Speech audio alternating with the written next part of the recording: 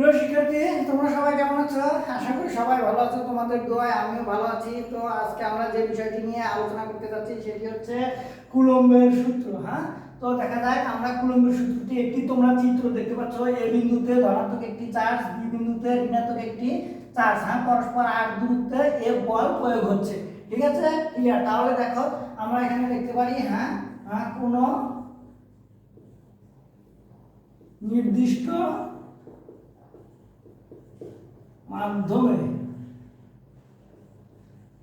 দুটি বিন্দু চার্জ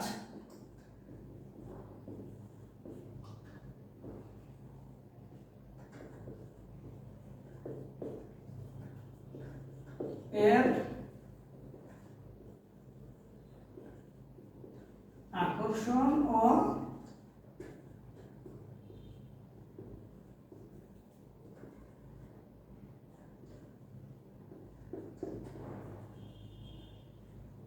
মান গুণফলের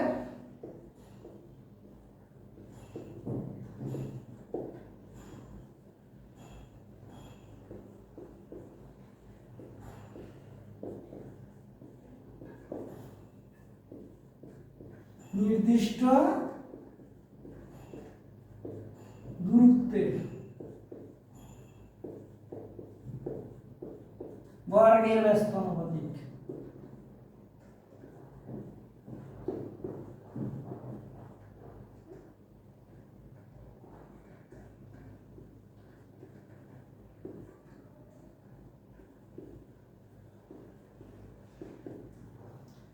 ঠিক আছে, এটিকে বলা হয় কুলম্বের সূত্র। কোন নির্দিষ্ট মাধ্যমে দুটি বিন্দু চার্জ এর আকর্ষণ ও বিকর্ষণ বলের মান গুণফলের সমানুপাতিক এবং নির্দিষ্ট দূরত্বের বর্গের ব্যস্ত আনুপাতিক। ক্লিয়ার?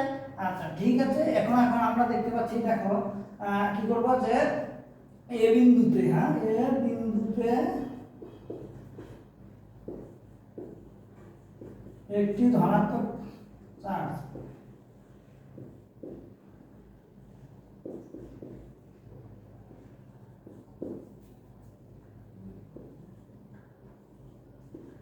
আর দূরে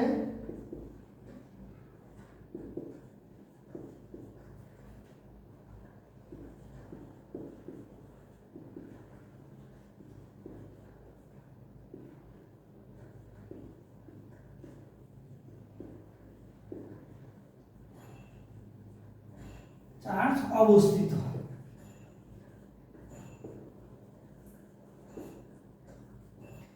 তাহলে দেখতে পাচ্ছ যে এ বিন্দুতে একটি ধনাত্মক চার্জ আর দূরত্বে, হ্যাঁ, অপর একটি ঋণাত্মক চার্জ অবস্থিত। হ্যাঁ, সেটি কোথায়? বি বিন্দুতে। হ্যাঁ, কোথায়?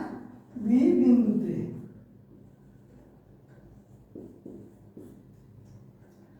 আচ্ছা, এদের ভিতরে আকর্ষণ এবং বিকর্ষণ বলের মান, হ্যাঁ, এটা হচ্ছে কি বি বিন্দুতে।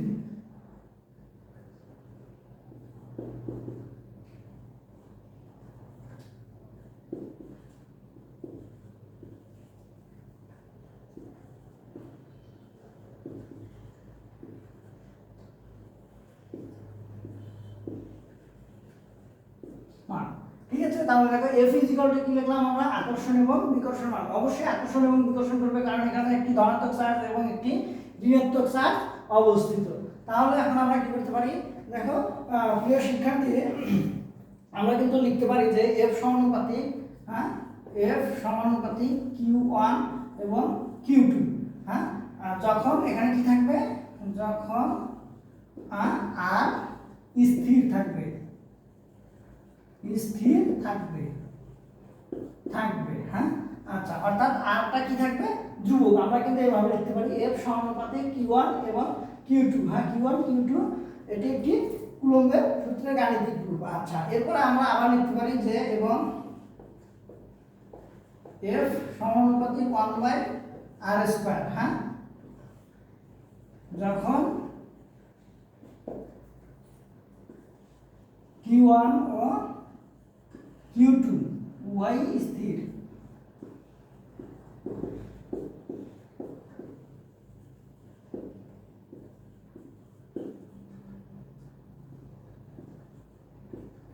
স্থির থাকে। হ্যাঁ, তাহলে আমরা কি দেখতে পাচ্ছি? বলেছি যে এফ সমানুপাতিক Q1 Q2 যখন আর স্থির থাকে। আচ্ছা, তারপরে এফ সমানুপাতিক 1/r² যখন সেটা কি Q1 Q2 স্থির থাকবে। এরপরে যখন আবার যখন কি হবে আর Q1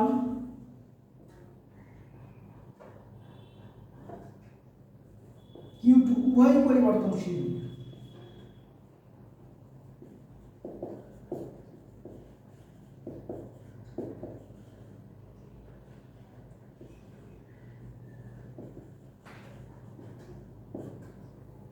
তাহলে কি হবে F সমানুপাতিক Q1 Q2 ভাগ r²। ঠিক আছে, আশা করি তোমরা এটা খুবই ভালো করে বুঝতে পেরেছো। দেখো আমরা কি করতে F সমানুপাতিক যখন r Q1 Q2 উভয় কি থাকবে পরিবর্তনশীল থাকবে, তখন আমরা লিখতে পারি যে F সমানুপাতিক Q1 Q2 ভাগ r²। ঠিক আছে, আমরা যেটাকে বলছিলাম যে এই যে কি আছে এখানে Q1 এবং Q2, F আকর্ষণ বল এ একটি বিন্দু বি একটি বিন্দু, দুই বিন্দুতে অবস্থিত। ঠিক আছে, F হচ্ছে প্রযুক্ত বল। ঠিক আছে, এটি একটি সমানুপাতিক। তাহলে আমরা এই সমানুপাতিকটাকে উঠাই দিতে পারি যে F = K Q1 Q2 ভাগ r²। আমরা কিন্তু এইভাবে এটাকে খুব সুন্দরভাবে লিখতে পারি। আচ্ছা, এরপরে আমরা কি করব, আমরা উপরে সাইডে কিছুটা আমাদেরকে কি করে নিতে হবে, মুছে নিতে হবে। আর এটাকে যদি আমরা কিছুটা মুছে দিয়ে নিই তাহলে আমাদের কি হয়ে যাবে, আমরা এক পাশে একটু মুছে সাইড করে নিব।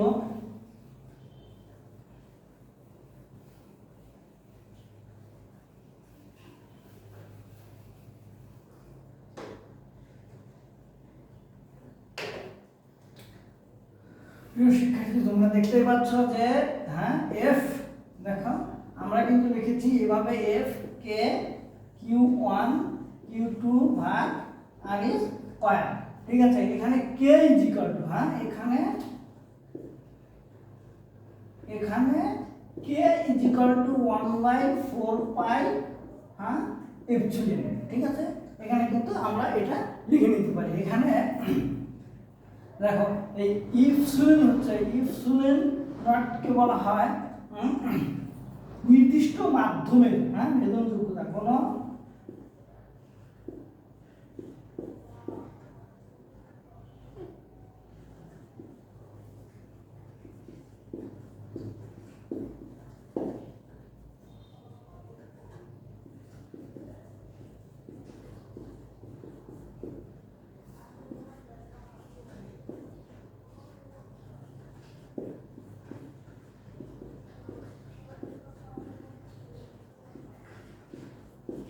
ইপসিলনকে বলা হয় কোনো বিন্দু চার্জের নির্দিষ্ট মাধ্যমের ভেদনযোগ্যতা। ঠিক আছে, এখানে ইপসিলন নটের আবার আরেকটি মান আছে। ইপসিলন নট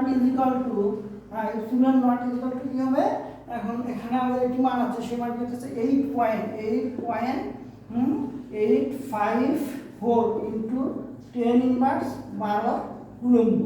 ঠিক আছে, দেখো এখানে কিন্তু তাহলে খুব সুন্দরভাবে বলে দেওয়া আছে যে ইপসিলন নটের একটি মান, এটা কি কুলম্ব স্কয়ার।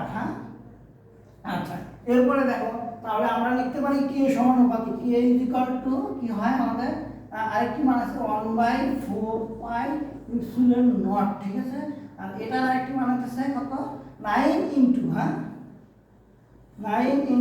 10⁻11 কুলম্ব। ঠিক আছে, এটা কিন্তু আমরা খুব সহজে লিখে নিতে পারি, তাহলে কিন্তু আর আমাদের কোনো সমস্যাই হচ্ছে না।